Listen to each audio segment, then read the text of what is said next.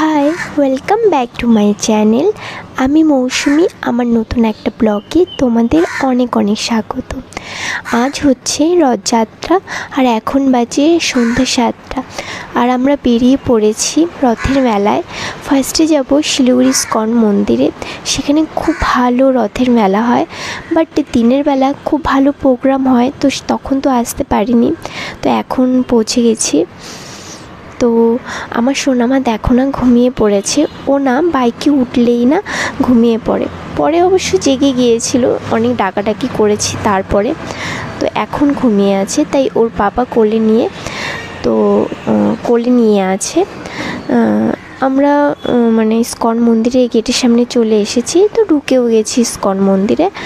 তো এখানটায় না সেরকম লোকজন ভিড় ছিল ঠিকই, কিন্তু মেলাটা সেরকম ভালো লাগছিল না, কিছু দেখারও ছিল না। জাস্ট মানে সবাই ভিড় করে আছে, সবাই দেখছে। আর ভেতরে আমরা যাইনি, মানে মন্দিরের ভেতরে আমরা যাইনি, কারণ আমরা জুতো পরেছিলাম আর এত ভিড়ের মধ্যে কোথায় জুতো রাখবো। রাখার অবশ্য জায়গা ছিল, কিন্তু আমরা আর এত ভিড়ের মধ্যে রাখিনি। তাই এর আগে তো অনেকবারই ভেতরে ঢুকেছি, তাই এখন আর ঢুকলাম না।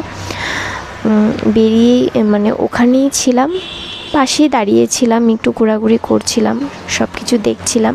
কিন্তু ইস্কন মন্দিরে না দিনের বেলায় খুব ভালো প্রোগ্রাম হয়, তো তখন যদি আসতে পারতাম তখন খুব ভালো লাগতো। জাস্ট শুধু লোকের ভিড়ই, আর সেরকম কোনো কিছু দেখার নেই। এর আগে মানে ইস্কন মন্দিরে যেরকম সব কিছু থাকে সেরকমই ছিল। তো আমি আমার সোনামাকে নিয়ে দাঁড়িয়েছিলাম, তো ওকে অনেক ডাকাডাকি করার পরে তো উঠে গেছিলো। দেখো না ওর পাপার মানে কাঁধে চড়ে বসে আছে। মানে এত ভিড়ে লোকজন দেখতে পাচ্ছিল না, মানে সবাইকে দেখতে পাচ্ছিল না, তাই ওর বাবা কাঁধে নিয়েছে ওকে সমস্ত কিছু দেখানোর জন্য। তো আমরা সমস্ত কিছু ওখানে দেখেছি, একটু ঘুরেছি। সেরকম তো কিছু দেখার ছিল না, বাট দেখলাম, ঘুরলাম একটু ঘুরে। মানে এই লোকজনের ভিড়ই ছিল, আর সেরকম কিছু ছিল না। তো আমি ভাবলাম যে এখানে বেশিক্ষণ সময় নষ্ট করে লাভ নেই, তাহলে চলো আমরা মেলায় যাই। মেলায় খুব ভালো মেলা বসেছে আমাদের শিলিগুড়িতে, না অনেক জায়গায় খুব ভালো ভালো মেলা বসে। তো তাই ভাবলাম যে ওখানেই চলে যাই। আর হ্যাঁ, চলো তোমাদেরকে দেখাই যে কোথায় আজকে সারাদিন প্রোগ্রাম হয়েছে ইস্কন মন্দিরে। তো এই যে মন্দিরের পাশ দিয়ে বেরিয়ে যে সামনে যে মাঠটা আছে যেখানে আমি যাচ্ছি, তো এই মাঠেই না আজকে সারা দিন প্রোগ্রাম হয়েছে। তো এখন প্রোগ্রামটা বন্ধ হয়ে গেছে, দিনের বেলা হয়েছে, তো রাতে মানে বন্ধ হয়ে গেছে। তো ওই যে দেখছো না মানে গাড়িগুলো, ওই মানে জগন্নাথ দেবের যে গাড়িগুলো আছে ওগুলো নিয়েই বেরিয়ে গিয়েছিল আজকে সবাই রাস্তায়।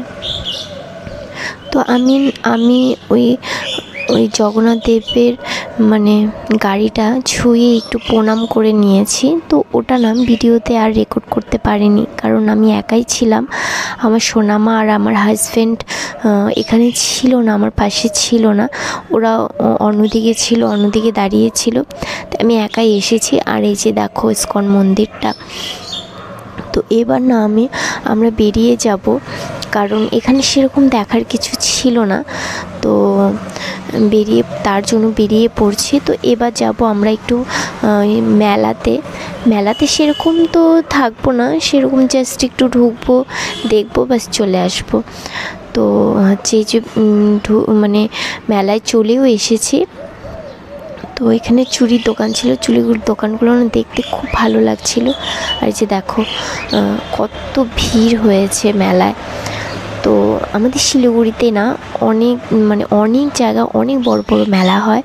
তো এটা হচ্ছে আমাদের শিলিগুড়ির রথখোলাতে। তো আমাদের ফুলের দোকানে গিয়েছিলাম ফুল নেওয়ার জন্য, এত দাম মেলায়, সেজন্য ভাবলাম যে থাক, আর এত ভিড়, তাই আর নেওয়া হলো না। দেখেছি, ভালোই লেগেছিলো ফুলগুলো। তো আমার দেখো, আমার সোনামা দেখো কীভাবে তাকিয়েছে এত ভিড়ের মধ্যে, মানে কোনো কান্নাকাটি নেই, জাস্ট শুধু সবাইকে দেখছে ব্যাস, আর কোনো কিচ্ছু না। তো আমরা এবার একটু ঘুরে নিয়েছি, এবার খেয়ে নিচ্ছি ফুচকা। আর মেলায় আসবো, ফুচকা খাবো না, পাঁপড় ভাজা খাবো না, সেটা কি কোনো দিনও হয়? তাই খেয়ে নিচ্ছি হচ্ছে ফুচকা।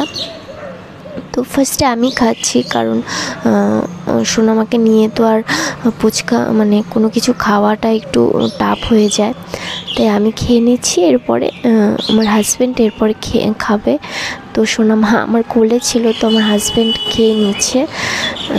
সেরকম না, মেলায় সেরকম কিছু খাওয়া দাওয়া হয় না, তো এই ফুচকা, পাঁপড় ভাজা, চাট এইসবই খেয়ে নিই।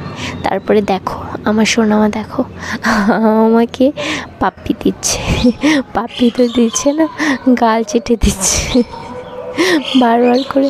এটাই ওর যখন ভালো লাগে কাউকে, মানে ও যখন খুব খুশি থাকে না, তখনই যে এরকম করবে, গাল চেটে দেবে।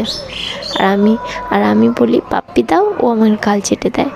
তো মেলা থেকে এই যে এই জিনিসটা নিয়েছি, এটা কি নাম আমি ঠিক জানি না, তো এটাই নিয়েছি, আর কিছু নেওয়া হয়নি।